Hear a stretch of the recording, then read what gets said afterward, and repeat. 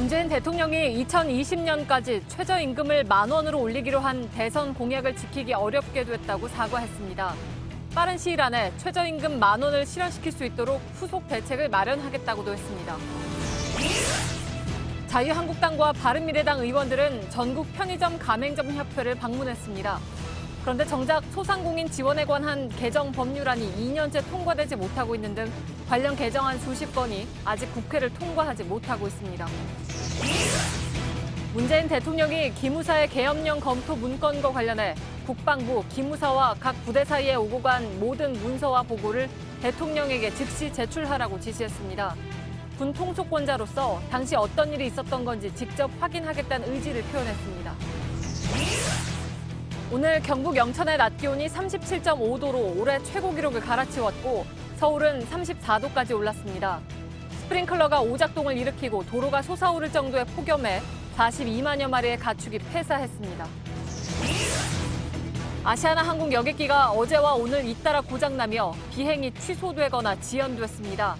직원들은 회사가 해외 주재 정비사를 줄이는 등 비용 절감에만 신경을 써서 이런 사례가 이어지고 있다고 주장했습니다. 자유한국당 혁신 비상대책위원장에 노무현 정부 시절 청와대 정책실장을 지낸 김병준 국민대 명예교수가 확정됐습니다. 사퇴론이 불거졌던 김성태 당대표 권한대행도 사실상 재신임된 가운데 계파 갈등은 일단 수면 아래로 가라앉았습니다. 텐트를 미리 설치해두고 필요할 때만 나와서 캠핑을 즐기는 장박족 들어보셨나요? 공짜 별장이라고 부르며 휴가지 명당 자리를 점유하는 실태를 잠시 뒤 1차 카메라에서 전해드리겠습니다.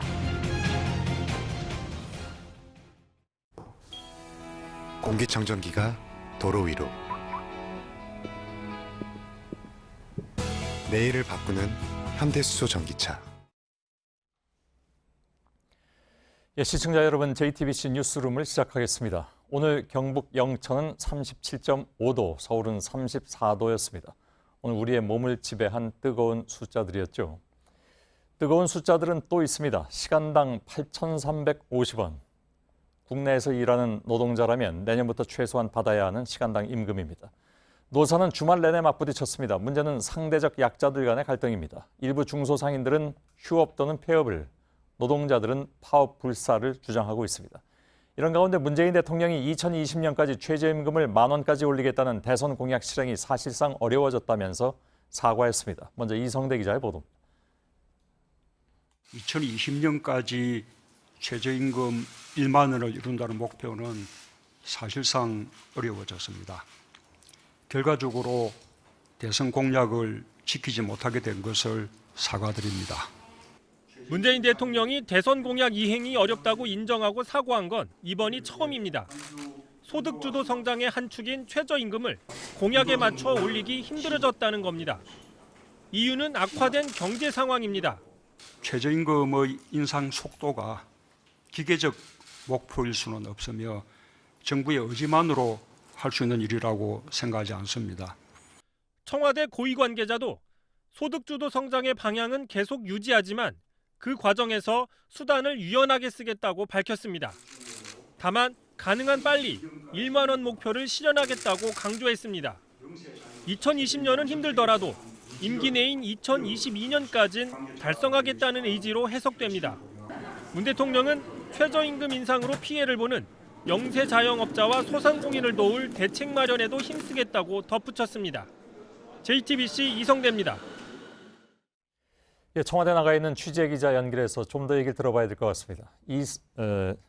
이소준 기자가 나가 있습니다.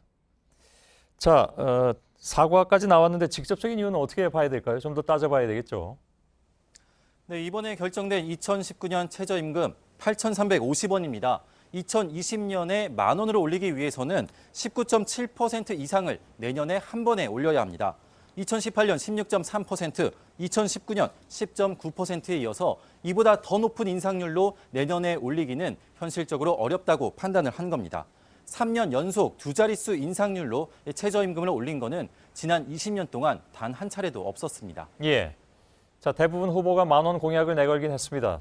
시점을 좀 더 늦게 잡은 후보도 있었고, 당시 문 후보와 같은 시점에 건 후보들도 있었고요. 근데 그 당시에 기대했던 이른바 이제 선순환 효과가 당장 나타나지 않았다는 것, 이게 큰 이유겠죠.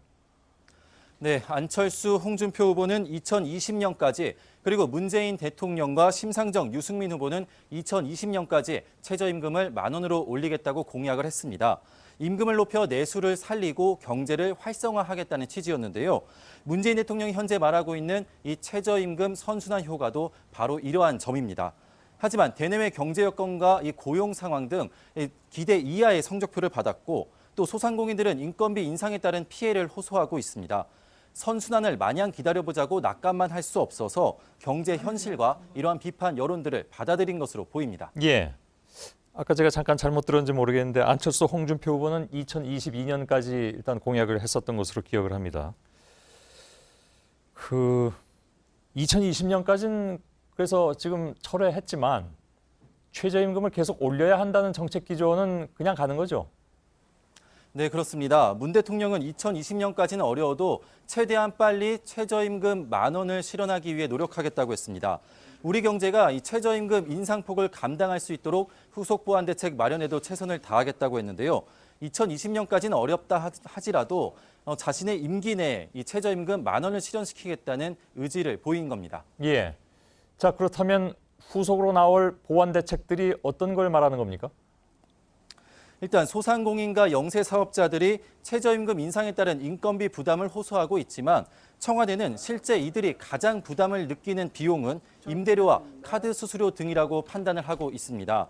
상가 임대차 보호, 카드 수수료 합리화 등을 통해서 이런 부담을 완화시켜 주면은 이 최저임금 인상을 감당할 수 있다고 판단을 하고 있습니다. 예, 알겠습니다.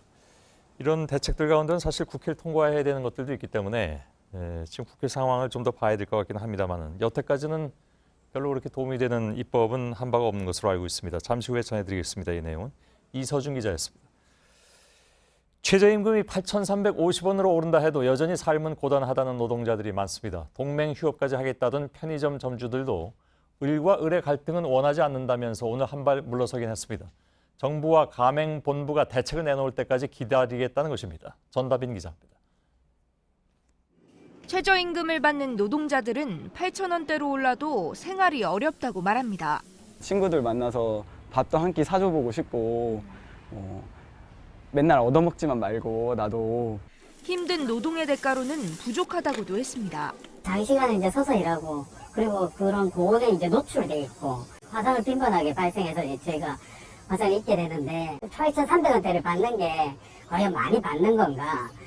자영업자들이 힘든 건 최저임금이 올랐기 때문만은 아니라고도 합니다. 임대료가 굉장히 비싸거나 프랜차이즈 본사에서 되게 많은 것을 가지고 가거나 마치 알바생들이 돈을 너무 많이 받아가서 문제인 것처럼 말씀하시는 건 좀 아쉬웠던 것 같아요. 편의점 점주들도 이런 인식에 공감합니다. 을과 을의 싸움을 절대 원치 않으며 알바 인건비 깎아서 우리 문제 해결하자는 거 아닙니다. 점주들은 오늘 회의를 열고 정부와 가맹본부가 나서서 대책을 내놓아야 한다고 주장했습니다. 신용카드 수수료와 가맹비 부담을 줄이고 편의점이 한 곳에 몰리는 걸 막아달라는 겁니다.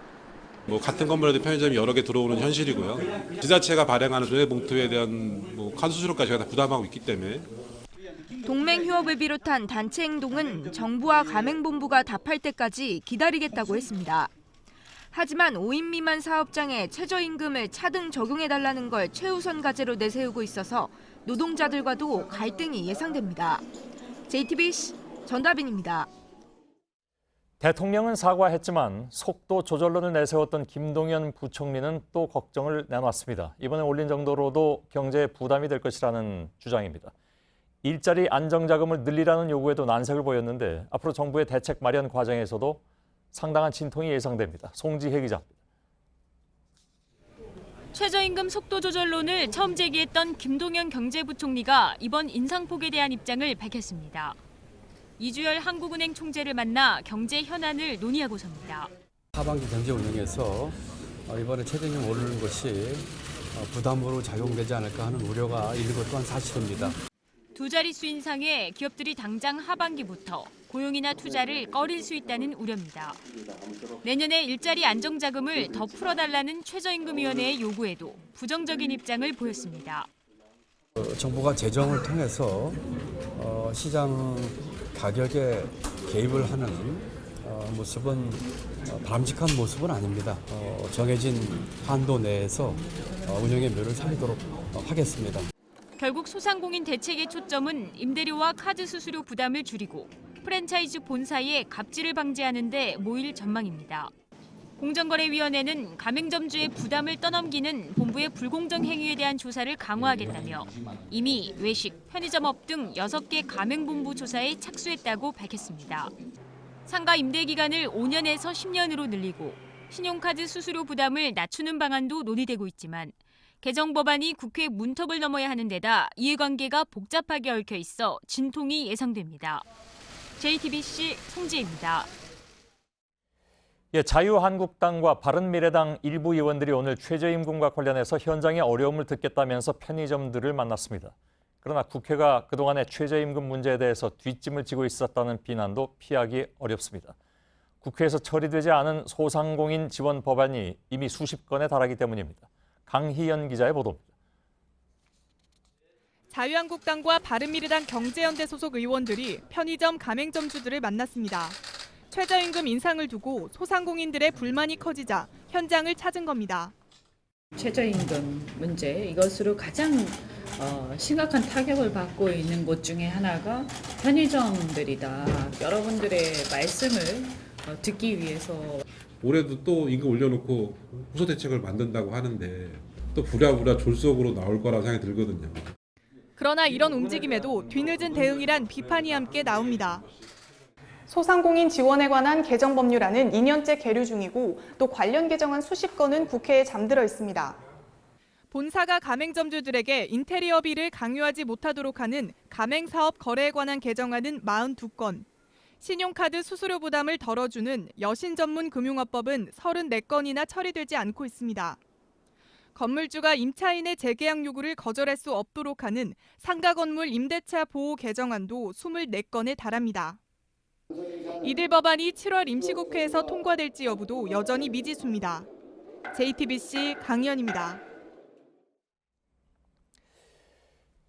이런 상황에서 지금 실질적인 최저임금이 이미 10,000원에 달했다 혹은 10,000원을 넘어섰다 이런 주장도 지속적으로 일부 언론이라든가 세간에서 나오고 있는데 이 문제는 저희들이 팩트체크 시간에 정확하게 한번 알아보도록 하겠습니다. 문재인 대통령이 기무사령부가 작성한 계엄령 검토 문건과 관련해서 모든 자료를 제출하라고 지시했습니다. 군 통수권자로서 무슨 일이 벌어졌는지 확인할 필요가 있다고도 말했습니다. 이 사건을 간단히 보지 않겠다는 뜻을 다시 한번 천명한 셈입니다. 신진 기자입니다. 문재인 대통령은 국방부와 기무사 그리고 각 부대 사이에 오간 모든 문서를 보고하라고 지시했습니다.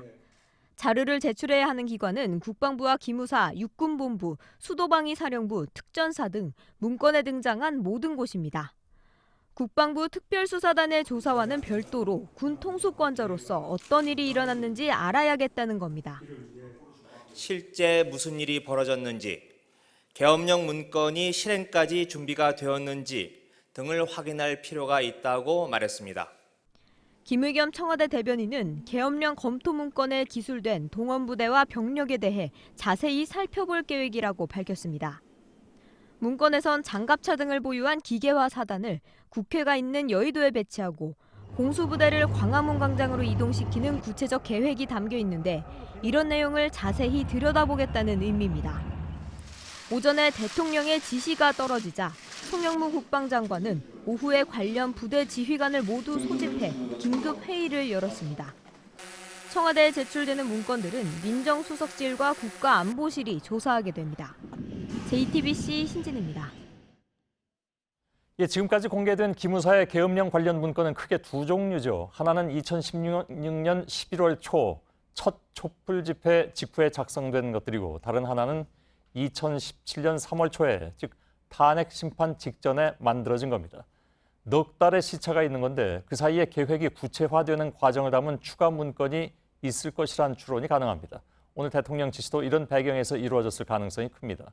이윤석 기자입니다. 2016년 10월 29일 서울 청계광장에서 첫 촛불 집회가 열립니다. 태블릿 PC 보도 이후 첫 주말이었습니다.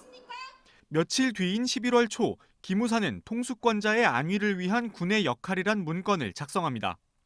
문건엔 첩보 수집 강화와 전국 변화 추이를 중점 모니터링이란 내용이 등장합니다. 촛불 집회 규모 등을 다룬 후속 보고서가 존재할 가능성이 큰 대목입니다. 다른 문건이 있을 가능성을 보여주는 더욱 직접적인 정황도 있습니다. 2017년 3월 기무사는 전시 개헌 및 합수 업무 수행 방안이란 문건을 작성합니다. 본 대비 계획을 국방부, 육본 등 관련 부대에 제공한다며 계엄 임무 수행군과 임무 수행 절차 구체화라고 명시돼 있습니다.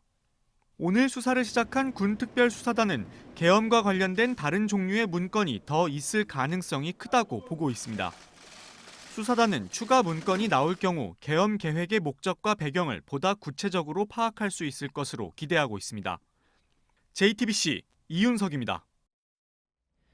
대통령이 모든 문건을 보고하라고 지시한 그 시각에 송영무 국방장관은 왜 보고가 늦어졌는가를 설명하는 브리핑을 진행했습니다. 4.27 정상회담과 6.13 지방선거를 고려해서 정무적인 판단을 했다는 내용이었습니다. 당장 거취 문제가 도마에 올랐습니다. 유선희 기자의 보도입니다. 송영무 장관은 올 3월 기무사령관으로부터 계엄령 검토 문건을 보고받고도 4개월간 공개하지 않은 이유가 있다고 했습니다. 본 문건에 대한 법적 분석이 필요하다고 판단함과 동시에 공개 예보에 대해서는 정무적 고려가 있어야 한다고 봤습니다. 4.27 남북정상회담과 6.13 지방선거를 감안해 공개를 미뤘다는 겁니다. 문건 내용을 심각하게 봤다고 주장했지만 국방장관의 대응은 허술했습니다. 감사원장에게 문건도 보여주지 않고 간단히 의견만 묻는 것으로 법리 검토를 대신했습니다. 4월 30일 청와대 참모들과 기무사 개혁회의를 할 때도 난상토론 중 계엄령 검토 문건을 간단하게만 언급했습니다. 과거 기무사의 정치 개입 사례를 나열하면서 문건은 짧게 언급하고 넘어가 그 자리에 있던 임종석 비서실장, 조국 민정수석 등 청와대 참모들이 심각성을 알지 못했다는 겁니다. 하지만 탄핵 국면에 계엄령 검토가 있었다는 보고에 대해 청와대 참모들이 아무런 조치를 취하지 않은 것 역시 책임에서 자유롭지 못하다는 지적도 나옵니다. 문 대통령이 지난주 해외 순방 중에 특별수사를 지시한 데 이어 일주일도 안 돼 별도의 지시를 내린 건 송 장관의 판단에 대한 질책이라는 해석이 많습니다. 청와대 핵심 관계자는 오늘 지시에 장관에 대한 메시지도 들어있냐는 질문에 전혀 별개의 문제라고 선을 그었지만 송 장관의 판단에 문제가 있었냐는 질문엔 언론인의 판단에 맡기겠다고 여지를 남겼습니다. 송 장관 측은 문건을 4개월간 비공개한 자신의 정무적 판단이 틀렸다면 책임을 지겠다고 밝혔습니다. JTBC 유선입니다. 북미 양국이 이틀째 판문점에서 미군 유해 송환 회담을 이어갔습니다. 미국 주요 언론은 유해 송환이 빠르면 2, 3주 후에 이루어질 것으로 내다봤습니다. 그런데 2주 후면 정전협정 체결일인 27일 전후가 됩니다. 이지은 기자입니다. 폼페이오 국무장관은 성명을 통해 일요일 회담은 생산적이었고 협력적이었으며 확고한 약속들을 이끌어냈다고 밝혔습니다. 북미 양측이 장성급 회담에서 5,300여 구로 추정되는 미군 유해를 발굴하는 작업을 재개하기로 합의했다며 이같이 말했습니다. 이와 관련해 뉴욕타임스는 미국 유해 발굴단이 직접 북한 지역으로 들어가 공동 조사를 벌일 것이라고 보도했습니다.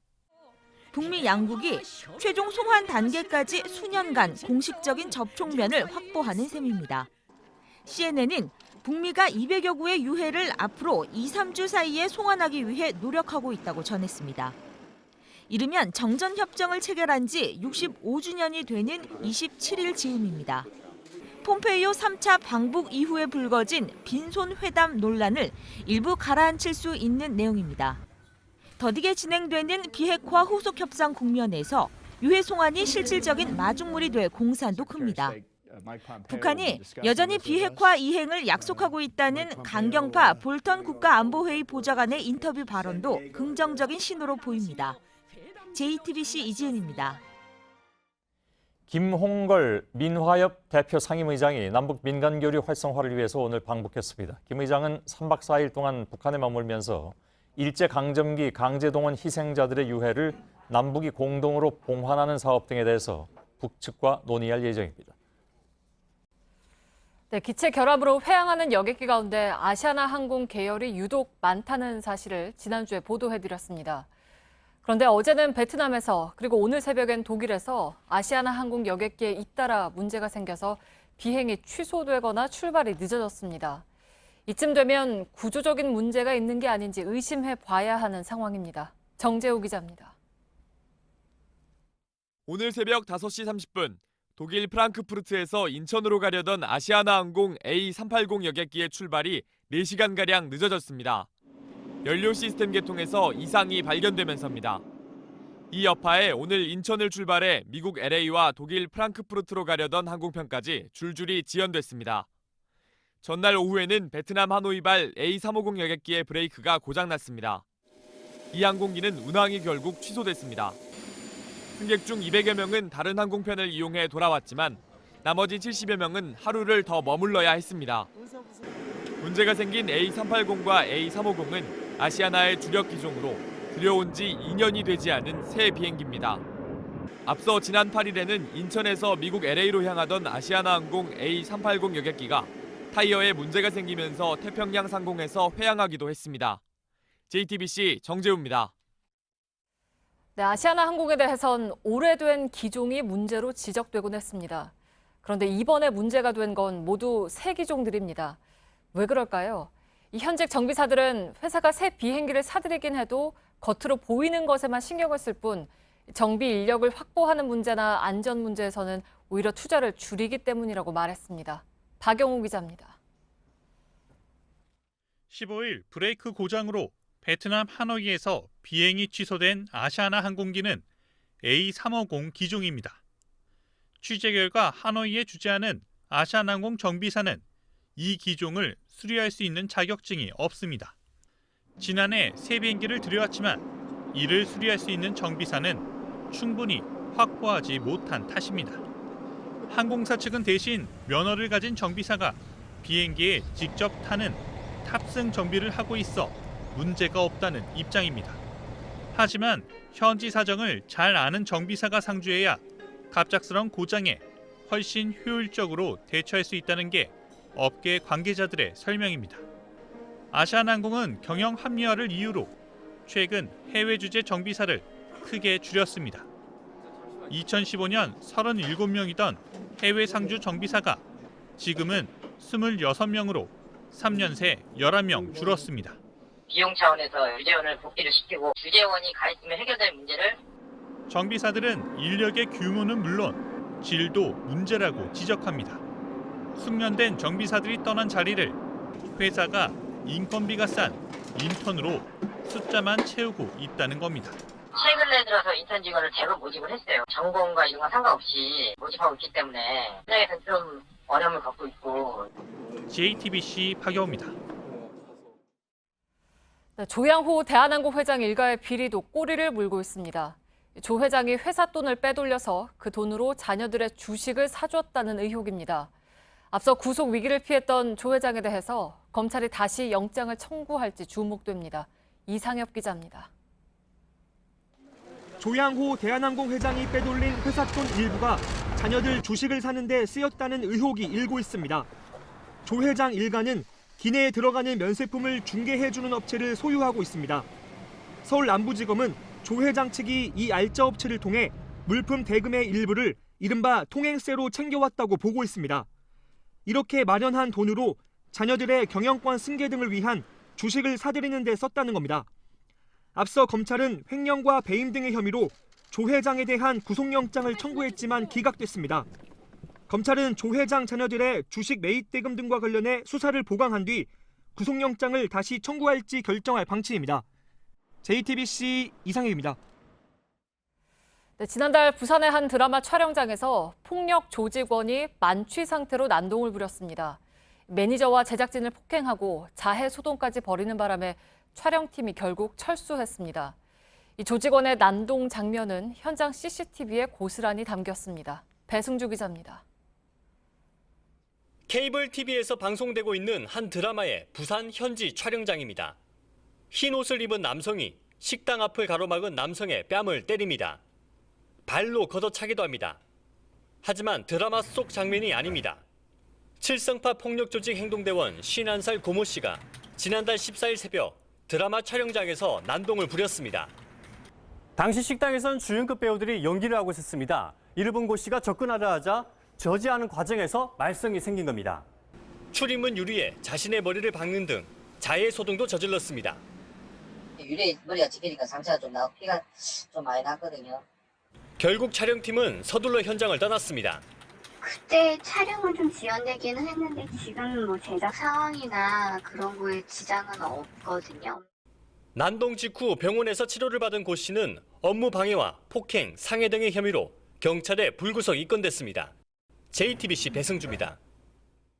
네, 오늘 부산 신항에선 트레일러 석 대가 부딪혔습니다. 연료 탱크가 폭발해서 큰 불로 이어졌습니다.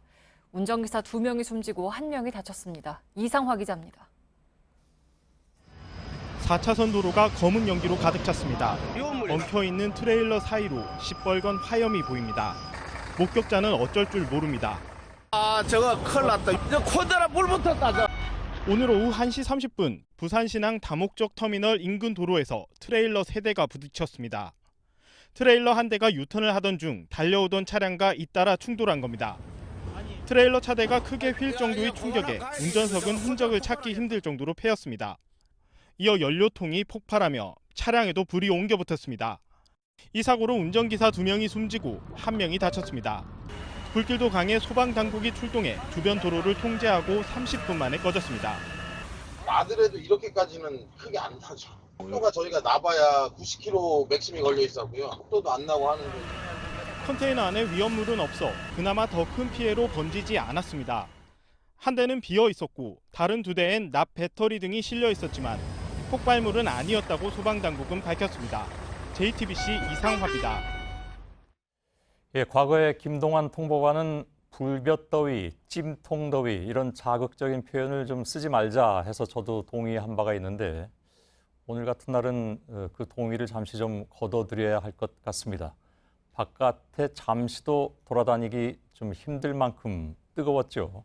서울에서는 올 들어 처음으로 폭염 경보가 내려졌고 기온이 36도, 37도 넘나드는 지역도 많았습니다. 폭염이 부른 피해와 사건도 잇따르고 있습니다. KTX 열차의 냉방장치는 과부하가 걸리면서 작동을 멈췄고 대구의 한 백화점에서는 배관이 달궈지면서 불이 나는 것으로 착각한 스프링클러가 물을 내뿜었다고 하는군요. 하예빈 기자입니다. 자리마다 얼음 생수통이 놓였고 승객들은 연신 부채질을 합니다. 우리 열차는 동대구역에 도착하여 운행을 중지할 예정입니다. 어제에 이어 오늘도 일부 KTX 열차에서 냉방 장치가 고장났습니다. 폭염으로 과부하가 걸린 겁니다. 승객들은 찜통 더위에서 생고생을 했습니다. 안에 이 사우나 왔다 생각하고 견디자 이렇게. 비닐하우스 안으로 강한 햇볕이 내리쬐입니다. 하우스 안은 이미 한증막 같고 일손을 잡기조차 힘겹습니다. 너무 덥죠. 낮에는 너무 힘들어서 못합니다. 서울 재래시장에선 손님 발길도 줄어 상인들이 울상입니다. 손님은 좀 덜 있네요. 너무 더워서 그런 것 같아요. 건널목 앞엔 그늘막을 설치했습니다. 온도계는 15분 만에 38도에서 40도까지 올랐습니다. 신호를 기다리는 시민들은 그늘막으로 모이기 바쁩니다. 5분 정도 걸었는데 너무 덥고 땅에서 열기가 올라오고 너무 힘들어요. 오늘 하루 서울에서만 탈진 증상으로 10명 넘게 쓰러졌습니다. JTBC 하혜빈입니다. 천장에서 비가 오는 것처럼 물이 떨어집니다. 바닥은 이미 흥건합니다. 그제 오후 대구의 한 백화점 스프링클러가 갑자기 작동했습니다. 화재가 아닌 더위 때문이었습니다. 이 스프링클러는 배관 온도가 70도 이상일 때 작동합니다. 이날 36도를 훌쩍 넘긴 더운 날씨에 유리천장과 금속 배관의 온도가 급격히 오르자 불이 난 걸로 오인한 겁니다. 뙤약볕에 도로도 휘었습니다. 그제 저녁 5시쯤 대구 달성군에선 콘크리트 도로가 불룩 솟아 차들이 다니지 못할 정도였고 오늘 오후 서해안 고속도로도 휘고 솟아 울퉁불퉁해졌습니다. 이 밖에도 화물차에 실린 스테인리스가 차량 바닥까지 열을 전달해 불이 나는 등 폭염으로 사건 사고가 잇따랐습니다. 가축들 역시 폭염에 힘겹습니다. 지난 13일까지 전국에서 폐사된 가축은 42만 6,065마리에 이릅니다. 특히 전북에선 120개 농가의 가축 17만 8,236마리가 폐사돼 6억 7천만 원의 피해가 났습니다. 밀집 사육으로 더위에 취약한 닭의 피해가 대부분이었습니다. 하지만 폭염이 가장 심했던 지난 주말 수치는 포함되지 않은 것이어서 피해 규모는 앞으로 더 늘어날 걸로 보입니다. JTBC 오효정입니다. 예, 방금 보신 스프링클러가 작동된 곳, 또 아스팔트가 솟아오른 곳 모두 대구였습니다. 대구와 아프리카를 합성한 단어 데프리카가 괜히 나온 게 아니라는 것을 실감나게 보여주는 모습이죠. 가장 뜨거운 도시 대구를 잠깐 좀 연결하겠습니다. 윤두열 기자가 나가 있습니다. 자, 뒤에 모습 보니까 좀 익숙한 곳인 것 같습니다. 우리 뉴스에서도 소개해드린 적이 있는 곳이죠? 네, 저는 지금 대구 중심가 한 백화점 앞에 나와 있습니다. 이렇게 녹아서 땅에 붙어버린 슬리퍼나 도로 위에서 입고 있는 달걀 등 이 데프리카라는 별명에 걸맞는 상징물들이 여기저기 놓여 있습니다. 지난해에 이어 올 여름에도 대구 한 백화점에서 만든 상징물인데요. SNS를 타고 입소문이 나다 보니까 이제는 대구를 대표하는 이미지가 됐습니다. 공교롭게도 이 조형물을 만든 저 백화점에서 조금 전 보도해드렸던 스프링클러가 오작동을 했습니다. 아, 그런가요? 뭐 신발이 진짜로 녹지는 않겠지만 스프링클러까지 이렇게 오작동을 한 거 보니까 굉장히 덥긴 한 것 같습니다. 윤두열 기자가 느끼기엔 얼마나 더웠습니까? 네, 지금도 아주 덥습니다. 지금 기온 33도입니다. 오늘 한낮 기온은 대구 옆 도시인 영천이 비공식 기록이긴 하지만 38.3도까지 올랐고 대구도 37.2도까지 올라서 올해 최고 기온을 기록했습니다. 밤이 돼도 낮에 열기가 식지 않아서 지금 중심가인데도 보시는 것처럼 사람들이 많이 다니지 않는데요. 낮에는 썰렁할 정도였습니다. 그런데 땅 밑으로 내려가 봤더니 지하철역이나 지하상가 등 앉을 수 있는 곳마다 사람들로 가득 차 있었습니다. 더위를 피해 지하 공간에서 책을 읽거나 스마트폰을 보면서 뜨거운 한낮의 더위를 이겨내는 모습을 볼 수 있었습니다. 하교 시간에 학생들이 보이지 않아서 한번 물어봤더니 오늘 단축 수업을 한 학교도 많았습니다. 예. 하여간 많은 분들이 궁금해하시긴 하는데 그렇다면 대체 이 더위를 대구 분들은 어떻게 견뎌내고 계신가? 뭐 특별한 묘수가 없어 보이긴 합니다만은 어떻습니까? 사실 대구 시민이라고 해도 더위를 이겨내는 특별한 방법이 있는 건 아닙니다. 하루 종일 에어컨을 켜놓고 있거나 조금 전 보여드렸듯이 조금이라도 더 시원한 공간을 찾아갑니다. 도시 전체적으로는 도로에 자동으로 물이 나오는 시스템을 설치하거나 이 적외선을 반사하는 도료를 아스팔트에 바르는 등 여러 가지 과학적인 방법을 동원하기도 합니다. 다른 도시에 비해 이 수박을 많이 찾는 것도 이제 눈에 띕니다. 예. 전국적으로 연간 매출이 가장 높은 과일은 바나나인데요. 여름 과일인 수박은 5번째로 많이 팔렸는데 유독 대구에서만큼은 판매량 2위입니다. 또 전국에서 수박을 가장 많이 판 점포 1위에서 4위도 모두 대구에 있었습니다. 예. 1위는 대구도 여전히 바나나입니까? 네, 맞습니다. 대구에서도 1위는 바나나고 예. 그 다음으로 수박을 가장 많이 찾았습니다. 알았습니다. 많은 분들이 이번 폭염 잘 견뎌내시길 바라겠습니다. 대구에서 윤두열 기자였습니다. 예, 이런 폭염의 원인으로 티베트에서 온 뜨거운 바람이 꼽힌다는 소식을 전해드렸죠. 위성 영상으로도 이런 현상이 분명하게 드러납니다.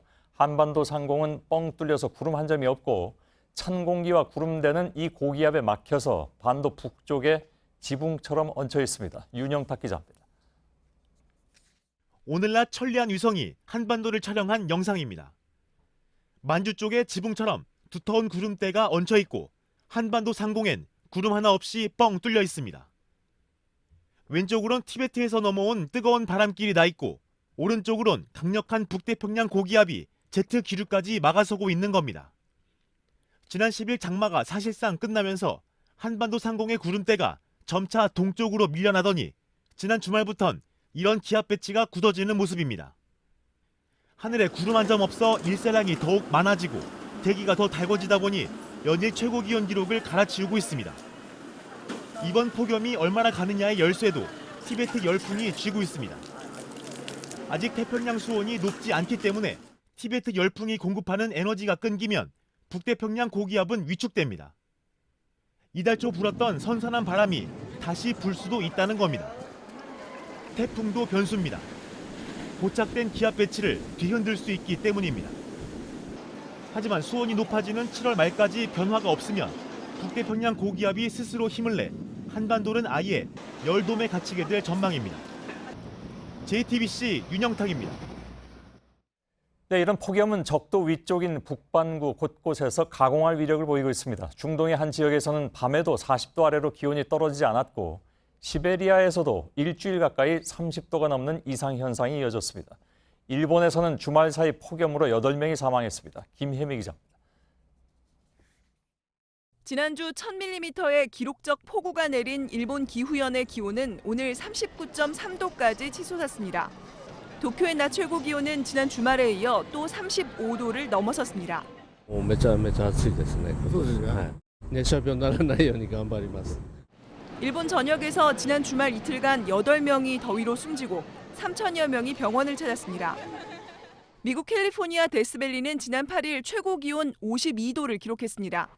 캐나다에서는 이달 초 폭염으로 70명이 숨졌고 서시베리아에서는 30도 넘는 이상 고온이 일주일 정도 계속됐습니다.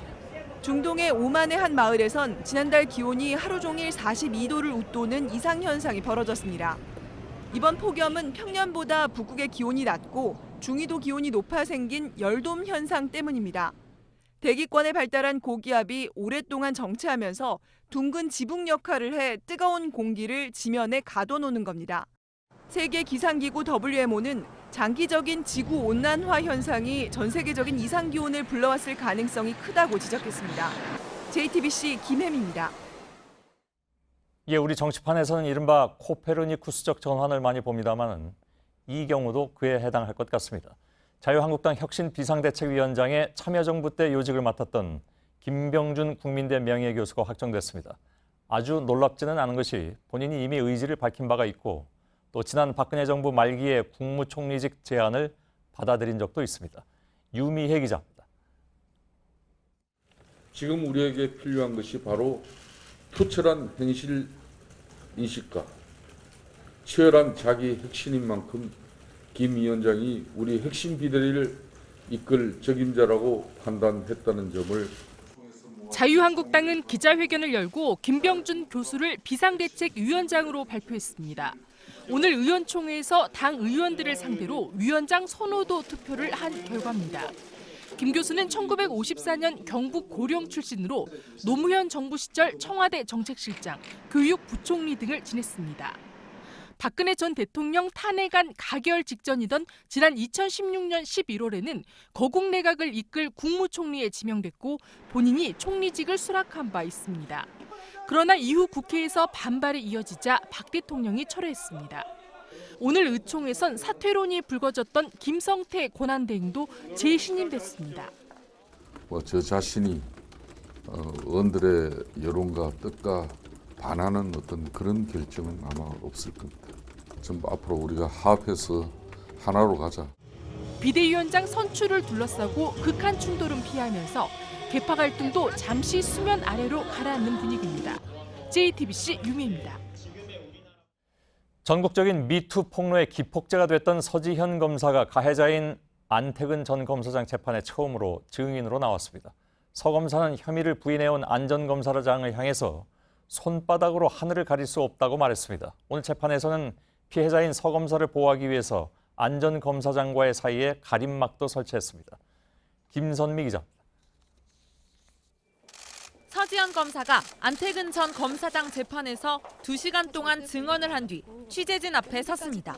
검찰에서 절대 권력을 누렸고 또 현재까지도 그 권력이 잔존하고 있다는 것을 잘 알고 있지만 그는 저에게는 범죄자일 뿐입니다. 손바닥으로 하늘을 가릴 수는 없고요. 언젠가는 진실이 밝혀질 것이라고 믿고 싶습니다. 서 검사는 지난 1월 말 JTBC에 출연해 안 전 검사장이 상가에서 자신을 성추행한 뒤 이를 무마하기 위해 부당한 인사 발령을 냈다고 주장했습니다.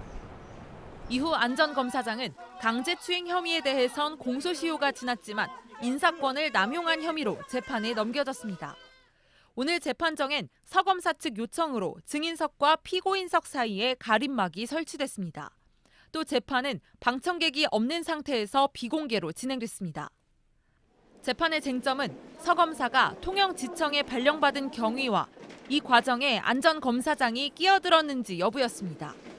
서 검사는 증언에서 성추행 소문이 퍼지자 인사 불이익을 준 것이라는 취지의 말을 한 것으로 알려졌습니다. 안전검사장 측은 소문도 몰랐고 보복 인사를 한 것도 아니라고 주장했습니다.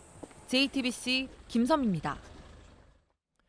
양승태 대법원장 시절에 법원 행정처가 서울중앙지방법원의 형사부 판사 배치 방안까지 미리 보고받았던 것으로 JTBC 취재 결과 확인됐습니다. 판사 배치는 해당 법원장의 권한이어서 행정처가 왜 이런 일에 나섰는지 주목되는데 특히 그 시점이 좀 묘합니다. 행정처가 보고를 받은 것은 작년 2월 그러니까 박근혜 정부의 국정농단에 대한 특검 수사가 한창일 때였는데 곧이어 열릴 재판이 주목받던 시기였습니다. 이가혁 기자입니다. 양승태 전 대법원장 시절인 지난해 2월 13일 임종헌 법원행정처 차장은 2017년 형사부 구성안이란 문건을 보고받았습니다. 제목만 공개된 이 문건은 서울중앙지법 형사부 판사들을 어떤 업무에 배치할지 정리한 초안이었습니다. 매년 초 대법원은 판사 전체 인사를 발표합니다. 이후 각 법원장이 개별 판사들이 근무할 재판부를 정합니다. 당시 행정처에 보고된 초안은 몇 차례 수정을 거쳐 사흘이 지난 뒤 법원 내부에 최종 공지됐습니다. 그동안 대법원이 서울중앙지법 재판부 배치에 관여한다는 뒷말은 무성했지만 사전에 문건을 보고받은 게 확인된 건 처음입니다. 검찰은 당시 행정처가 국정농단 재판을 맡을 형사합의부와 영장 전담 판사 배치에 관심을 가졌던 것으로 보고 있습니다. 행정처에 보고된 문건이 형사재판부 관련이었고 민사재판부에 관한 언급은 없었다는 점도 이를 뒷받침한다는 겁니다. 당시는 박근혜 정부에 대한 특검의 국정농단 수사가 한창이었습니다. 서울중앙지법은 박 전 대통령이 재판에 넘겨지면 재판을 담당하게 될 법원이었습니다. 검찰은 조만간 해당 문건 작성과 보고에 관여된 판사들을 불러 조사할 예정입니다. JTBC 이가혁입니다. 주 52시간 근무제가 시작된 지 보름이 지났습니다. 하지만 이게 그림의 떡인 사람들이 있습니다. 겉으로 보면 여느 노동자와 다름이 없는데 개인 사업자라는 특별한 딱지가 붙는 이들입니다. 휴대전화 배달앱의 경우 일주일에 100시간 넘게 일하는 경우도 비일비재합니다. 공다솜 기자입니다. 오토바이가 차량 사이를 아슬아슬하게 질주합니다. 순식간에 시속 70km를 넘어갑니다. 차 사이를 가로지르고 인도를 거침없이 달리기도 합니다. 휴대폰 배달앱으로 주문을 받아 대신 배달해주면 한 건당 수수료 3,000원을 받습니다. 주문을 얼마나 받느냐에 따라 하루 수입이 달라집니다. 표를 잡기 위해서는 운전하는 도중에도 핸드폰을 어쩔 수 없이 보게 되는 상황이 되는 거죠. 이들은 배달앱 업체와 위탁 계약을 맺고 일하는 이른바 특수고용직입니다. 노동자가 아닌 개인 사업자로 분류되기 때문에 주 52시간 근무제가 적용되지 않습니다. 하루 15시간씩 일주일에 100시간을 넘게 일할 때도 많습니다. 그래봤자 손에 쥐는 돈은 한 달에 200만 원이 조금 넘습니다. 한 1초도 안 돼서 콜이 사라지기도 하고 지금 화장실에서도 계속 핸드폰에서 이제 눈을 못 떼죠. 잡아야 돈이 되니까. 시간에 쫓기다 보니 사고도 잦습니다. 이모 씨는 배달을 하다 사고를 입어 전치 7주 진단을 받았습니다. 좀 접촉 전화도 많이 받고 이제 거기에 이제 정신이 팔리다 보니까는 이제 안전운전 자체가 안 되는 거죠, 그때는. 이들은 특수고용직도 사업자와 단체 교섭 등을 할 수 있도록 보장해달라고 요구하고 있습니다. JTBC 공다솜입니다. 이런 특수고용직은 택배 기사를 포함해서 무려 230만 명에 달합니다. 택배 기사들은 하루에 몇 시간씩 물건을 분류하지만 이 시간은 근무로 인정되지 않습니다. 이런 공짜 노동을 없애달라면서 작업 거부에 들어간 택배 기사들도 있습니다. 이어서 이예원 기자입니다. 경기도에 있는 택배 회사의 물류 터미널입니다. 컨베이어 벨트 양쪽으로 배달을 기다리는 상자가 쌓여 있습니다. 하루에 상자 10,000개가 이곳을 거쳐갑니다. 점심도 거의 굶고 끼케야 어쩌다 정말 배고프면 라면 하나? 어떨 때는 머리가 띵 하더라고요. 아, 내 이러다 쓰러지는 거 아닌가. 분류 작업에 많게는 하루에 7시간씩 걸리고 배달 시간까지 포함하면 12시간을 넘게 일합니다. 하지만 받는 돈은 건당 800원의 배달 수수료가 전부입니다. 분류 시간은 근무로 쳐주지 않기 때문에 돈을 벌기 위해선 그만큼 배달을 더 오래 해야 하는 겁니다. 주 52시간이라는 그런 단어와 워라벨 그런 단어들이 저희한테는 먼 나라 이야기고 하나도 와닿지 않고 저희는 소외감밖에 느낄 수가 없어요. 결국 일부 택배 기사들은 분류 작업을 거부하고 나섰습니다. 쟁의 중인데 장시간 공짜 분류 작업에 대한 개선책을 합법적인 노동조합의 택배 노동자야 인정해 줬으면 바라는 마음이에요. 주 52시간 근무제 시에는 이들에겐 아직 남 얘기입니다. JTBC 이혜원입니다. 어제 부산의 한 특목고 학생들이 기말고사 시험지를 훔친 일을 전해드렸습니다. 그런데 이 학생들이 시험을 친 뒤 자신들의 답안지까지 빼낸 사실이 JTBC 취재 결과 드러났습니다. 시험지를 보관하는 교사 연구실을 제방 드나들듯 했습니다. 학교는 교육청에 알리지도 않았습니다. 강신우 기자입니다. 고3 학생 2명이 침입한 교사 연구실은 3곳이었습니다. 시험 문제지가 언제 봉인돼 평가계로 넘어가는지도 정확하게 파악해 직전에 정보와 국어 과목 시험지를 빼돌렸습니다. 학교 측이 시험지 유출 단서를 잡고 CCTV를 조사하기 시작한 날에도 다시 연구실에 들어갔습니다. 이번엔 자신들의 물리 답안지를 수정하고 나왔습니다. 다른 과목 시험지와 답안지가 유출됐거나 이전 시험에서도 같은 일이 벌어졌을 가능성도 배제할 수 없습니다. 하지만 학교 측은 이런 가능성에 대해선 전혀 조사하지 않고 학생들의 자퇴서를 받고 사건을 마무리 지었습니다. 내신 때문에 자퇴가 많은 특목고 현실을 고려할 때 자퇴를 징계로 보기 어렵다는 게 교육계 지적입니다. 행정실장이 학부모에게 시험지를 빼준 광주의 사립고등학교에선 재시험 과목이 늘었습니다. 5과목만 빼돌렸다고 알려진 것과 달리 전과목 시험지를 유출한 것으로 확인됐기 때문입니다. 이를 포함해 이번 달에만 전국에서 시험지 유출이 4건이나 발생했습니다. 대입 수시 전형이 늘어나면서 학생부 비중이 높아졌고 내신 성적을 끌어올려야 하는 학생들의 압박감도 커지고 있습니다. 특히 내신 경쟁이 치열한 특목고와 자립형 사립고 등에서 이런 일탈 현상이 빈번해지고 있습니다. 전문가들은 현재 진행 중인 입시안에 이에 대한 보완책이 반영돼야 한다고 지적합니다. JTBC 강신호입니다. 최근에 한 외국인 노동자가 비닐하우스에서 일하던 중 가방을 도둑 맞았습니다. 그 가방엔 2천만 원이 든 통장과 체크카드가 있었습니다. 신고를 받은 경찰이 추적에 나섰고 범인은 떠돌이 개였습니다. 돈이 아니라 가방에 든 과자가 목표였습니다. 정영재 기자입니다. 충북 음성의 한 멜론 농장입니다.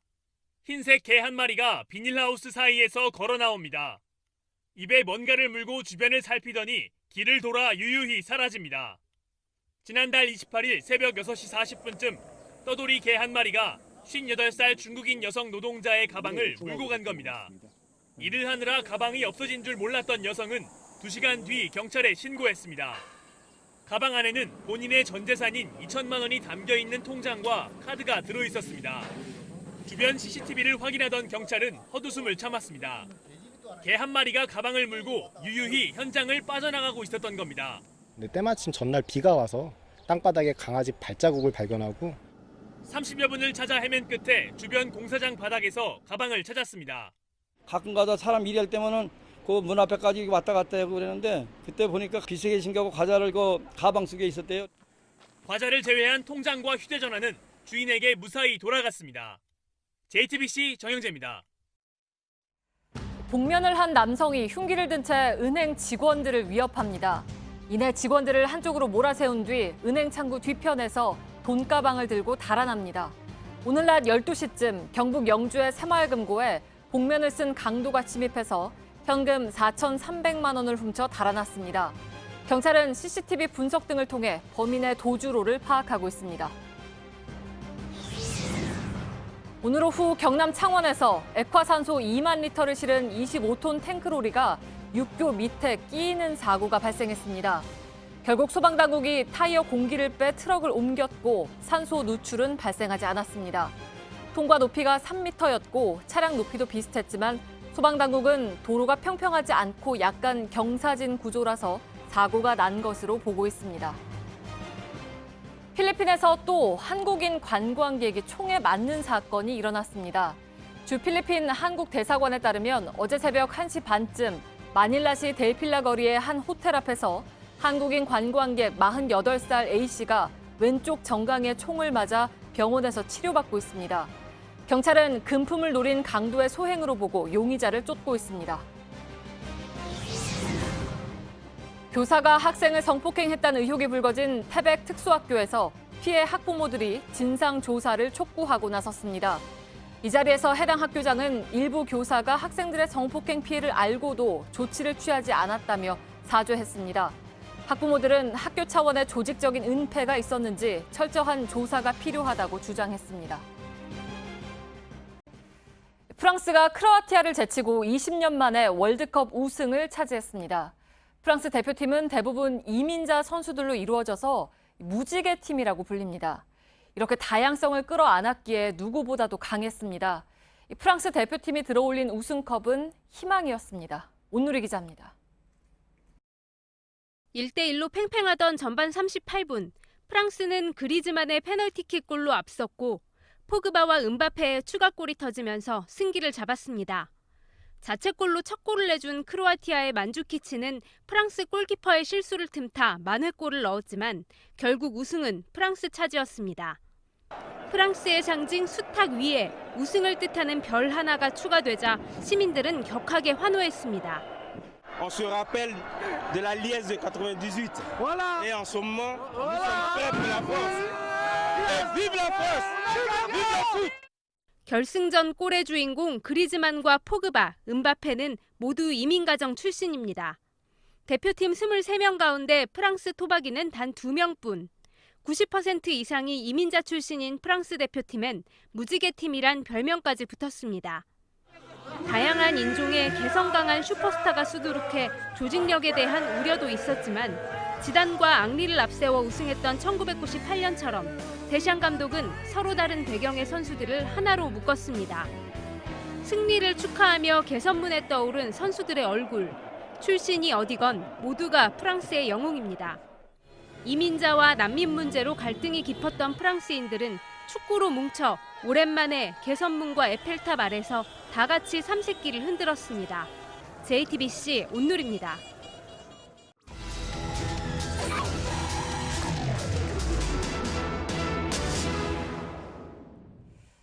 네, 캠핑장에서 오랫동안 텐트 생활을 하는 사람들을 장박족이라고 합니다. 그런데 해변가 같은 무료 휴가지에 이렇게 텐트를 장기간 설치해서 다른 사람들은 이용하지 못하게 하는 사람들이 있습니다. 이른바 얌체 장박족들입니다. 하루 이틀 이러는 게 아니라 길게는 수년 동안 자리를 독점하는 경우도 있습니다. 1차 카메라 구혜진 기자입니다. 서울에서 1시간 거리에 있는 인천의 선녀바위 해수욕장입니다. 아름다운 절벽을 보면서 해수욕을 즐길 수 있어서 요즘 인기가 많은 곳인데요. 그런데 제가 지난 금요일에 왔을 때 봤던 텐트 여러 동이 주말을 지나고 아직까지도 남아있는데 어떻게 된 일인지 한번 가서 살펴보겠습니다. 지난 금요일과 같은 자리에 텐트들이 있습니다. 인기척은 없고 안을 들여다봐도 아무것도 없습니다. 텐트는 바람에 날아가지 않도록 돌로 꼼꼼히 고정됐습니다. 오늘 한 5일 전인가 저희가 갔다가 또 어저께 왔거든요. 사람이 없더라고요. 주변을 살펴봐도 텐트 주인으로 보이는 사람은 없습니다. 잠깐 갔다가 금요일 날 저녁에 온다. 텐트 주인이 미리 좋은 자리를 맡아두고 시간 날 때 와서 이용하는 겁니다. 무료 휴가지의 알박기로 알려진 이른바 얌체 장박족의 야영입니다. 텐트를 다시 칠 필요도 자리 싸움을 할 필요도 없어 주로 낚시 인기 장소나 야영 명당 자리에 보이는 행태입니다. 주말 낮 대전 갑천변입니다. 이곳 일부 텐트 안에도 주인이 없습니다. 다리 아래나 나무 아래처럼 그늘이 생기는 곳이 텐트 장박족들이 좋아하는 곳입니다. 텐트가 색이 바래거나 삭지 않기 위해서 그 위쪽에 천막을 쳐놨는데 그 위쪽에는 낙엽이 잔뜩 쌓였습니다. 또 이쪽 반대편 텐트를 와보시면요. 지금 현재 한여름인데도 한겨울옷이 이렇게 걸쳐져 있고 그 위에는 거미줄까지 쳐져 있습니다. 이런 장박족의 텐트 때문에 정작 주말을 맞아 휴식을 취하려는 사람들은 자리 잡기가 힘듭니다.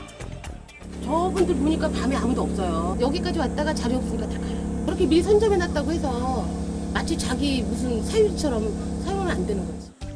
햇빛에 오래 노출돼 천 곳곳이 사가 찢어졌고 아예 텐트가 무너져 흉물로 변한 곳도 많습니다. 강가에는 오래된 텐트와 캠핑용품이 버려져 있습니다. 휴가지에서 텐트를 또 하나의 집처럼 사용하는 사람들도 있습니다. 샤워를 할 수 있는 텐트가 따로 있고 심지어 농작물도 재배합니다. 한두 가구가 아닙니다. 우리도 여기 사실 2~3년이 아니라 오래됐어요. 겨울 때도 다 왔는데 계속 있었어요. 이곳에서 오래 살다 보니 개를 위한 텐트도 있고요. 텐트 안에서 쓸 전기를 생산할 태양광 패널까지 설치해뒀습니다. 전기가 공급되니 선풍기도 사용하고 가재 도구도 갖춰놨습니다. 이곳에 텐트를 설치해둔 이유를 묻자 화부터 냅니다. 아, 왜 찍어요, 쌤? 아니 선생님 거 아니시라고 아까. 내 거요. 왜 찍어? 빨리 주워요, 빨리. 죄인도 아니고 죄짓고 오는 것도 아니고. 관할 지자체는 상황을 파악하고 있지만 실질적인 조치를 취하기는 어렵다는 입장입니다. 야영과 이제 조명의 차이가 이제 명확한 기준이 없기 때문에 강제적으로 철거할 수 있는 법령에 대한 근거는 없죠. 얌체 장박 쪽으로 몸살을 앓던 청주 문암생태공원은 결국 지난해부터 이용요금을 받기 시작했습니다. 전혀 인기척이 안 보이는 그런 텐트도 많이 있었죠. 유료화되고 나서 그런 부분은 없어진 것 같아요. 일부 해변엔 자릿세가 극성이고 자릿세가 없는 곳엔 이렇게 텅 빈 텐트가 자리를 차지합니다. 즐거운 휴가철, 기분 상하는 일이 없으려면 기본적인 시민의식은 지켜야겠습니다. 밀착 카메라 구혜진입니다. This watch has seen moments that last a second and moments that last forever. It's seen traditions grow stronger, center court's most epic matches, and the greatest stories in tennis unfold. Yet it's not until we look back that we understand that at those very moments, we were standing on the edge of Wimbledon history. It doesn't just tell time, it tells history.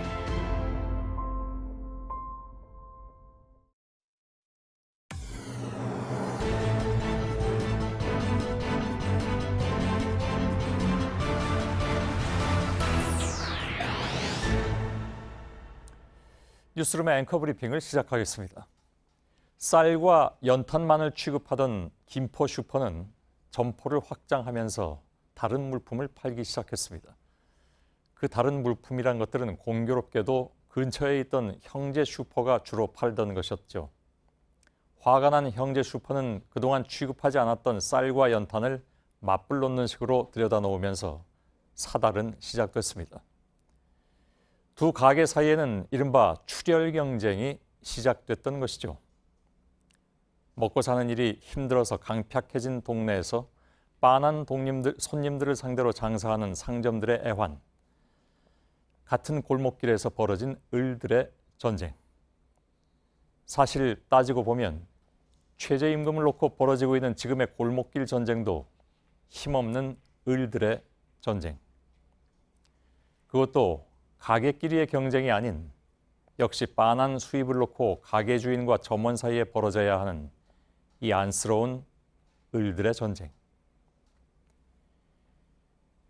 최저임금 1만 원, 그것이 가져다 줄 것이 꼭 장밋빛 미래만은 아니었다 하더라도 최소한 그 근처로 가게 할 줄 알았던 좁고 멀고 험한 길이었다는 것을 우리는 모른 바는 아니었지만 그래도 너무 성급한 것이었을까?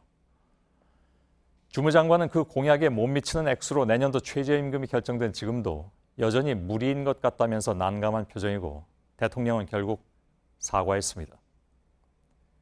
우리에게 최저임금 10,000원은 그토록 멀고도 아름다운 목표였을까?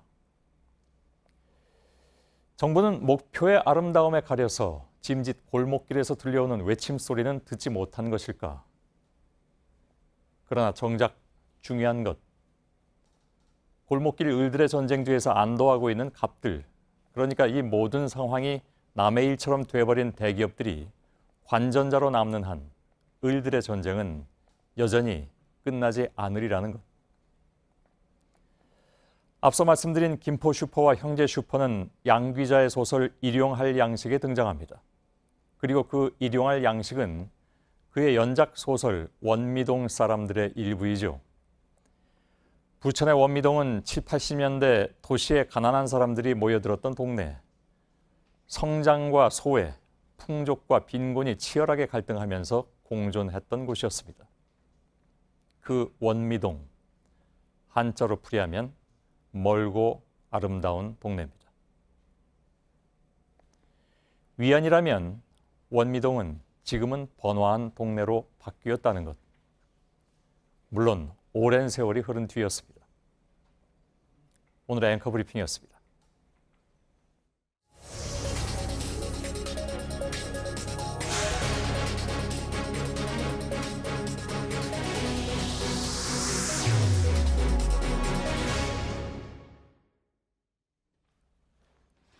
예, 지금 보고 계신 영상, 지난 토요일, 며칠 되지도 않았습니다. 바로 지난 토요일에 북한 나진 시내 모습입니다. 택시도 눈에 띄는 것 같고 이렇게 또 자전거를 끌고 가는 북한 주민들의 모습도 보입니다. 이 영상은 대통령직 속 북방경제협력위원회 위원장 송영길 의원이 찍어온 것으로 지금 처음 공개하는 영상입니다. 송 의원은 러시아 핫산을 출발해서 지금 보고 계시는 이 철도를 이용해서 두만강을 건너가서 나진을 둘러보고 왔습니다.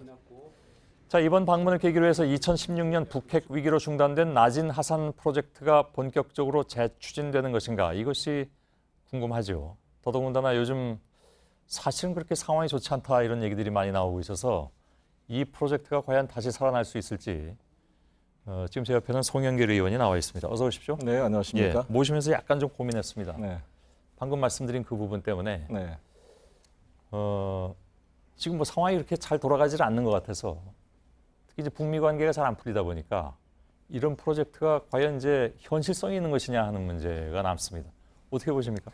상대적으로 낮은 핫산 프로젝트는 유엔 제재의 예외로 되어 있습니다. 러시아가 그렇게 주장했죠. 러시아 예. 석탄에 한정되기는 하지만 예. 그래서 저는 상당히 가능성이 있다고 보여지고 예. 공교롭게 오늘 헬싱키에서 푸틴 대통령과 트럼프 대통령이 미러 정상회담을 하고 있습니다. 예. 이러한 분위기 속에 유해 반환 협상도 되고 있기 때문에 예.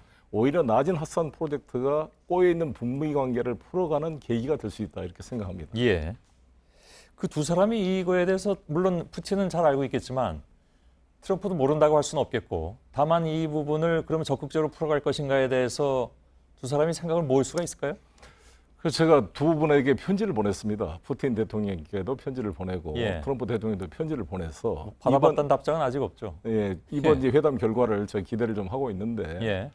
아무래도 지난번 6월 22일 모스크바 우리 한러 정상회담에서 제가 정상회담에 배석을 했는데 예. 거기에 푸틴 대통령이 문재인 대통령님께 아니 왜 낮은 핫산 프로젝트는 유엔 제재 대상의 예외인데 왜 안 됩니까? 예. 적극 해봅시다 이런 제안을 했단 말이에요. 예. 그러나 미국, 한국에 단독 제재가 되어 있습니다. 그래서 저는 푸틴 대통령께서 우리 문재인 대통령님께 했던 같은 질문을 예. 트럼프 대통령한테 해서 두 분이 관계가 상당히 분위기가 좀 좋아질 가능성이 있기 때문에 예. 저는 풀릴 수도 있고, 트럼프 대통령 입장에서도 지금 김정은 위원장의 비핵화를 촉진시키기 위해서 작은 예. 선물을 준비했다 그러는데 그 작은 선물의 하나로 낮은 핫산 프로젝트에 미국 단독 제재를 저는 풀어줄 수 있다 이렇게 생각을 합니다. 예, 그건 좀 지켜보도록 하겠습니다. 네. 지금 저희 둘을 계속 화면으로 잡고 있는데요. 가능하면 송 의원이 찍어온 현지 그림을 좀 더 많이 보여줬으면 좋겠습니다. 예.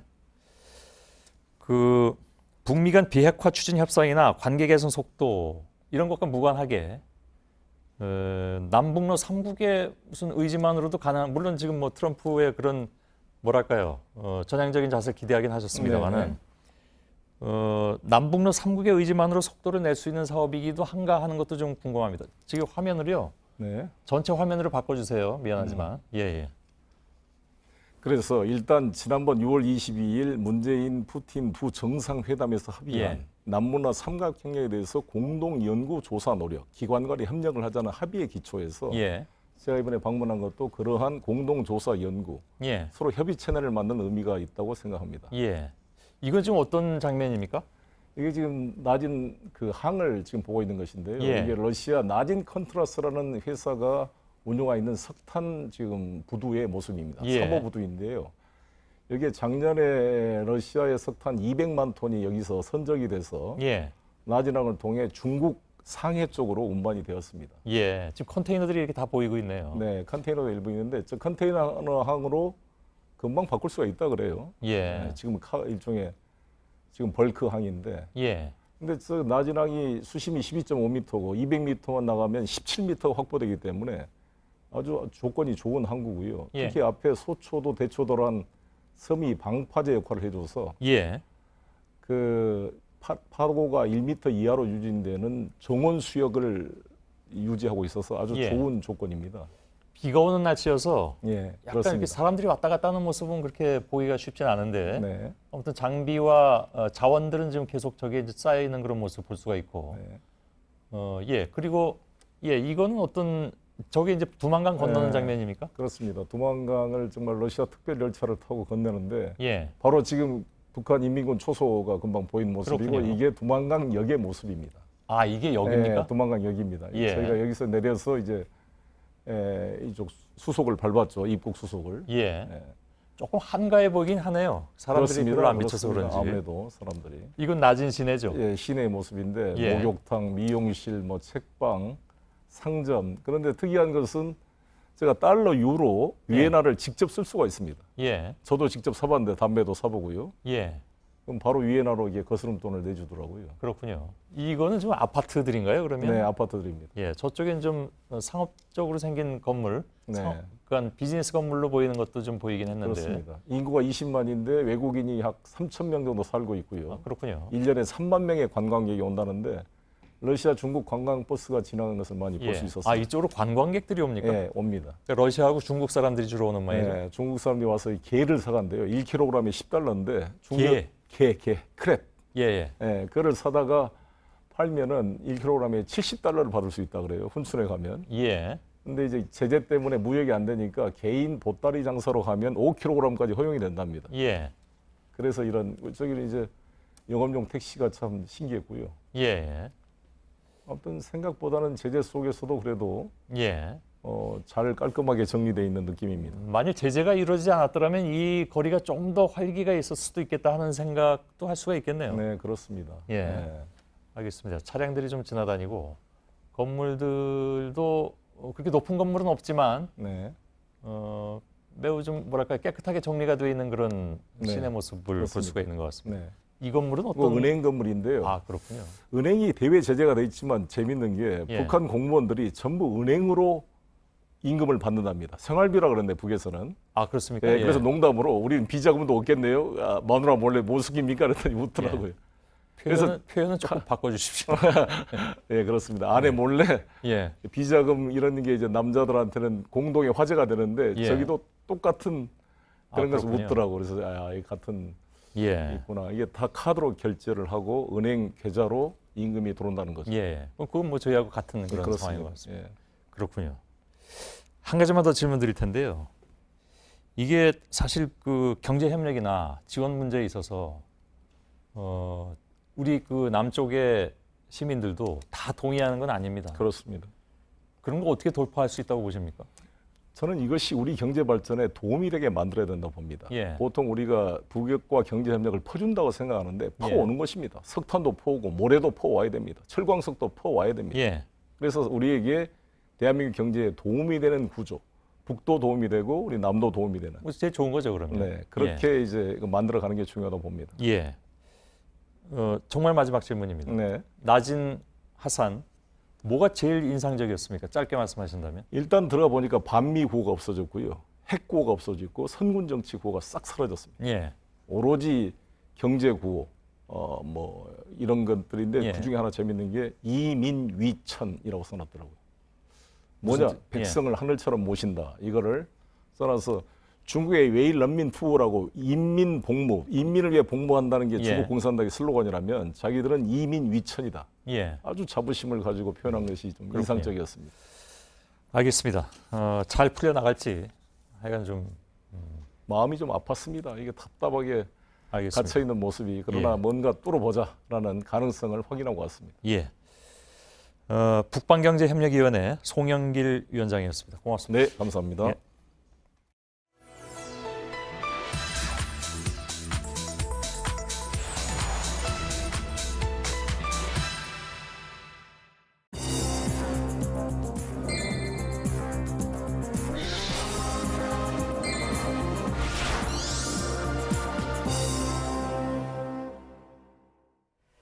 네, 내년도 최저임금이 시간당 8,350원으로 결정됐습니다. 이 소식을 전하는 오늘자 조간신문 일면 머릿 기사들입니다. 최저임금 사실상 만원, 실질 만원 이런 표현들이 재계와 정치권 그리고 언론에 등장했습니다. 급격한 인상으로 사업주의 부담이 커진다는 취지입니다. 팩트체크에서는 이 금액이 어떻게 나온 건지 또 사실로 볼 수 있는지 확인을 했습니다. 오대영 기자, 최저임금 실제로 만원 수준이 되는 겁니까?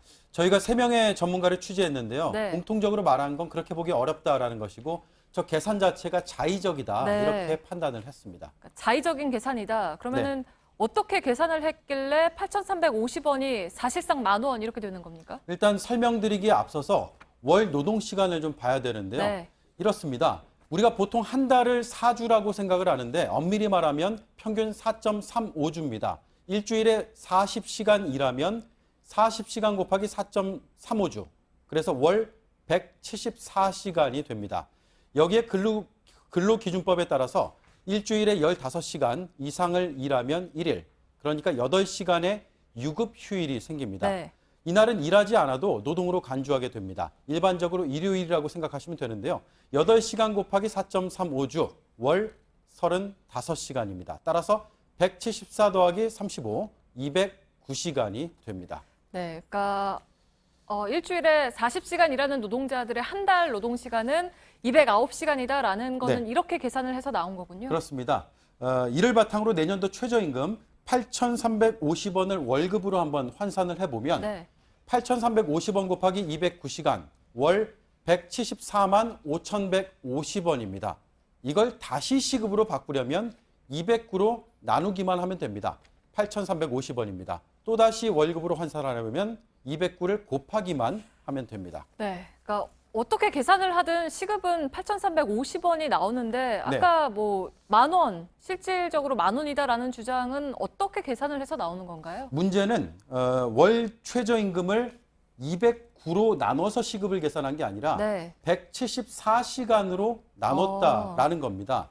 나머지 35시간은 일하지 않고 급여를 받는 유급휴일이고 그래서 이날 나가는 주휴수당은 포함시켜서는 안 된다라는 논리입니다. 이렇게 계산을 하면 174만 5,150원 나누기 174, 그래서 1030원, 그러니까 사실상 만원이다라는 말이 나오고 있는데 노동법 학계에 물어봤습니다. 쓰지 않는 방식이라고 말했습니다. 고용노동부도 이런 계산법은 부적절하다고 지난 4월 유권 해석을 내렸습니다. 최저임금과 주휴수당은 각각의 법에 의해서 사용자가 준수해야 하는 임금이라는 게 이유였습니다. 다만 급격한 최저임금 인상에 따른 사회적 부작용을 막는 차원에서 이런 개념으로 접근할 필요가 있다라는 학자와 전문가도 있었습니다. 일부 소상공인들은 이 문제로 소송을 제기했습니다. 다음 달 행정법원의 판단을 앞두고 있습니다. 네, 뭐 법원 판단까지 좀 지켜봐야 할 것 같은데, 근데 이제 이런 주휴수당이 한국에만 있다. 그리고 이게 뭐 무노동 무임금 원칙을 이야기하면서 없애야 한다라는 이야기들도 있지 않습니까? 네, 일단 한국에만 있는 건 아니고요. 한국, 네. 터키, 대만 등에 있었습니다. 그래서 주요국에 없는 건 사실입니다. 네. 일하지 않았는데 사업주가 호의로 준 것은 하지만 아니다라는 게 전문가의 말인데요. 자세하게 한번 들어보시죠. 독특한 시스템은 맞는데 우리 사회가 50년 이상 이 시스템을 전제로 해서 임금을 한 거거든요. 주휴수당이 없었다면 다른 식으로 기본급에 들어가거나 했어야 할 임금들이에요. 마치 그 원래는 200만 원밖에 안 줄 건데 법에서 주휴수당을 정해서 250만 원이 됐다. 사용자가 그렇게 할 리가 있나요? 네, 그래서 특히 주휴수당을 다 챙겨받지 못하는 직군이 있기 때문에 사실상 만원이다라는 표현은, 주장은 좀 설득력이 떨어집니다. 네, 지금 말한 바로 그 직군이 지금 논란이 되고 있는 편의점 아르바이트생 같은 경우 아니겠습니까? 네, 뭐 전부 다는 아니지만 일부 포함이 될 수가 네. 있습니다. 주휴수당은 1953년에 만들어졌습니다. 노동권 보장 차원에서 만들었고 이와 별개로 최저임금은 최소한의 생계를 보장하려고 1988년부터 시행이 됐습니다. 물론 최저임금 인상으로 소상공인들의 부담이 커진 것도 사실이고 카드 수수료 문제 등의 보완책을 꼼꼼히 살펴봐야 합니다. 하지만 사실에 기반하지 않은 계산법과 주장은 논의의 본질을 흐릴 수 있습니다. 네, 팩트체크 오대영 기자였습니다.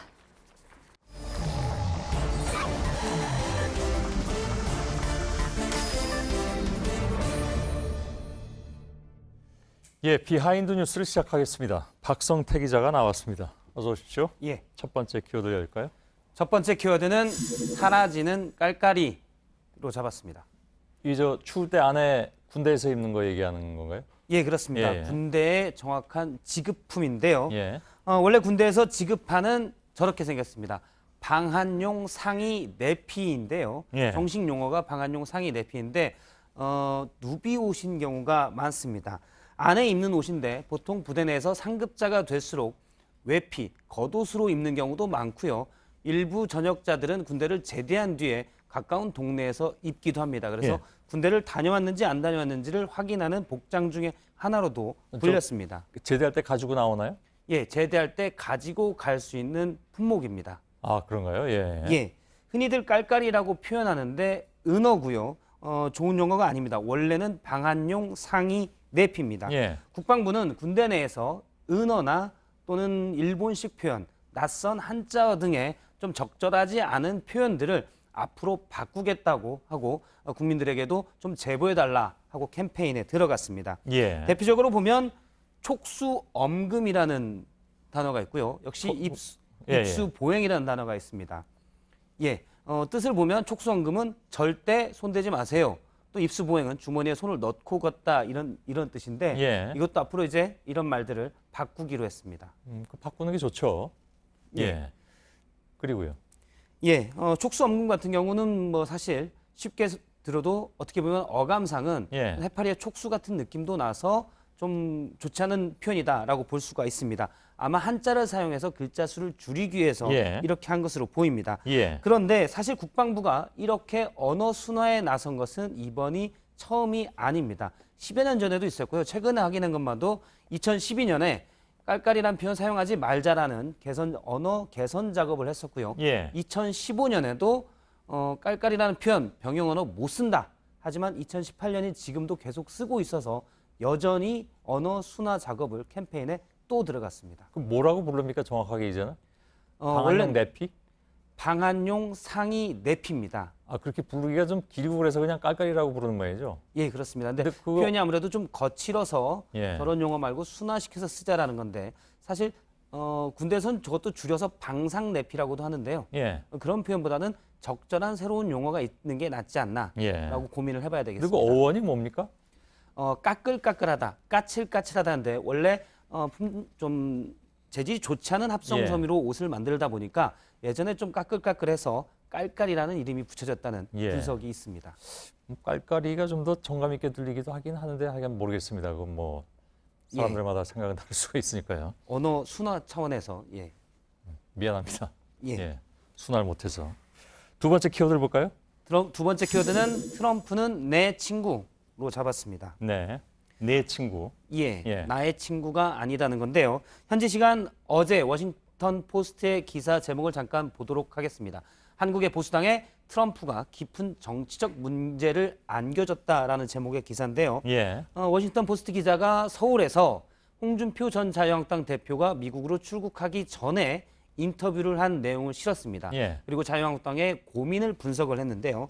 홍준표 대표가 워싱턴 포스트와의 인터뷰에서 아직도 도무지 이해가 안 된다. 미국 정부가 한국의 좌파 정부를 도울 것이라고는 상상도 못했다라고 얘기를 했습니다. 예. 한국의 보수라는 게 사실은 지금까지 강경한 대북 정책 그리고 외교적 문제에서 보면 그리고 강력한 한미 동맹이 두 축이었는데 예. 믿었던 트럼프 미국 대통령이 북한의 김정은 국무위원장을 칭찬하는 등 본인들의 기대와 다른 모습을 보이자 저렇게 배신감을 토로한 겁니다. 예. 그러면서 홍준표 전 대표는 트럼프는 외교를 사업상의 거래로 보는 사람이고 자신이 한 말을 지키지 않는다라고 비판하기도 했습니다. 예. 이건 뭐 홍준표 전 대표가 트럼프 미 대통령을 아무튼 강하게 비판을 한 그런 상황이 됐네요. 한때는 홍트럼프라고 불린 적도 있었던 것 같은데. 그렇습니다. 미국에서 트럼프 미국 대통령이 당선이 되자 홍준표 전 대표는 지난 대선 과정에서 본인을 홍트럼프라고 불러달라 별칭으로 얘기하기도 했습니다. 지금 자유한국당 홍보물인데요. 홍트럼프라는 별명을 쓰기도 했습니다. 아무래도 트럼프 미국 대통령의 직설적인 표현이 자기와 비슷하다면서 본인도 그런 이미지를 차용했다라고 얘기하기도 했습니다. 예. 그리고 실제 북미 정상회담을 앞두고는 홍준표 전 대표 또 자유한국당 쪽에서 백악관 그리고 트럼프 대통령에게 직접 편지를 써서 위장 평화쇼다, 신중히 임해라 이런 어떻게 보면 조언을 계속 하기도 했습니다. 예. 그런데 트럼프 대통령이 홍준표 전 대표의 기대와는 전혀 달리 김정은 국무위원장을 계속 칭찬하고 그리고 비핵화 협상을 계속 이어나가려 하자 이 배신감을 토로한 겁니다. 워싱턴 포스트는 트럼프 대통령의 원래 있었던 대북 강경 어조나 진보에 대한 경멸 등을 볼 때 한국의 보수당에서 트럼프 대통령이 우리 편인 줄 알았는데 1년 반 정도 지나고 보니 재앙이 됐다라고 분석을 했고요. 예. 국내 젊은 보수층 중에서는 국내 보수가 변해야 된다라는 주장도 있지만 홍준표 전 대표 세대 등에서는 쉽게 변할 수 있을까라는 의구심을 나타내기도 했습니다. 예. 자, 세 번째 키워드 볼까요? 세 번째 키워드는 나이는 숫자가 아니다로 했습니다. 광고 문구였잖아요. 예. 나이는 숫자에 불과하다는 지적도 있는데 숫자에 불과하다가 광고 문구였죠. 예. 예. 불과하다는 지적도 문구도 있는데 숫자가 아니고 의미가 있는 쪽도 있습니다. 실제 정치권에서도 그런 모습들이 보이는데요. 예. 잠깐 오늘 자유한국당 의총 전 모습을 잠깐 보도록 하겠습니다. 지금 4명의 자유한국당 의원들이 의총장 문 앞에서 손을 앞에 모으고 겸손하게 있는데요. 지금 삼선 의원 2명과 재선 의원 2명이 상임위원장 자리를 놓고 경선을 하면서 저를 뽑아주세요라고 있는 겁니다. 예. 자유한국당에서는 저렇게 삼선과 재선 의원들이 상임위원장 자리를 놓고 다투기도 합니다. 선수가 달라도 다툰데요. 예. 그런데 민주당에서는 상임위원장 자리를 놓고 경선을 하지 않고 관례대로 뽑는데 그 관례의 기준이 있습니다. 홍영표 원내대표의 얘기를 직접 들어보겠습니다. 예. 우리 당의 과거의 관례대로 선수와 나이 이런 것을 따라서 대상으로 할 수 있는 그 의원님들을 선정하고 선수하고 나이를 따진다는 얘기군요. 그렇습니다. 예. 보통 상임위원장은 3선 의원들이 대상인데요.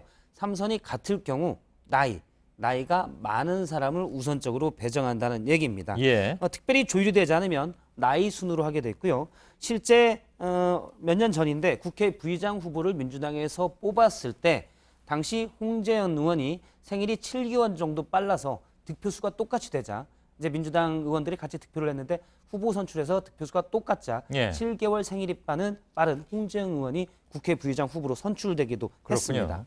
지난번에 어디입니까? 지방선거, 지방의회 선거에서 예. 한 표 차 때문에 다시 재검표했는데 그 한 표 차 무효표가 유효표 되면서 동률이 됐잖아요. 그렇습니다. 같은 득표수가 됐는데 누구를 할 것이냐. 예. 그래서 거기서 나이 많은 사람이 결국은 물론 이건 대법원 통과해야 된다고 들었습니다만. 예, 그렇습니다. 법에 이렇게 규정은 돼 있는데요. 선거에서도 동표, 같은 표가 나오면은 연장자가 되어 있습니다.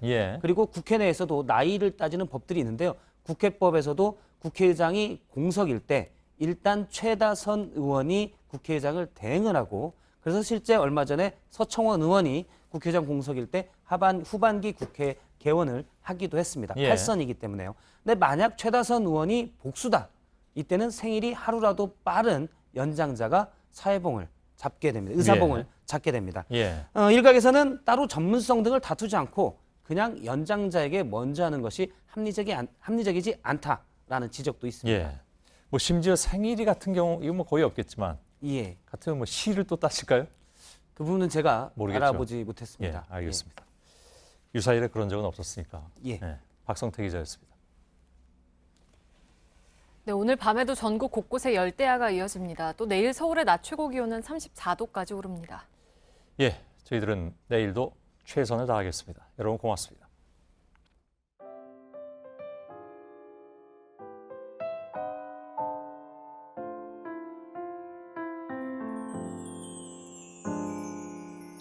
숨 돌릴 틈 없이 바쁜 하루 이렇게 저렇게 흘러간 시간 마음속이 따뜻해지는 무언가 오늘 저녁 어때요 이리저리 치인 아픈 하루